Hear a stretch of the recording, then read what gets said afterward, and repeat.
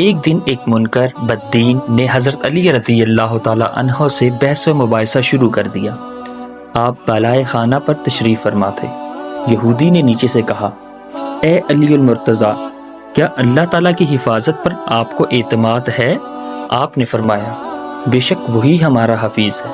یہودی نے کہا، اے علی، آپ اپنے آپ کو بالائے خانہ سے نیچے گرا دیجیے اور حق تعالیٰ کی حفاظت پر اعتماد کیجیے تاکہ آپ کا اعلیٰ یقین میرے لیے یقین حاصل ہونے کا ذریعہ بن جائے اور آپ کی یہ عملی دلیل میرے حسن اعتقاد کا سبب بن جائے۔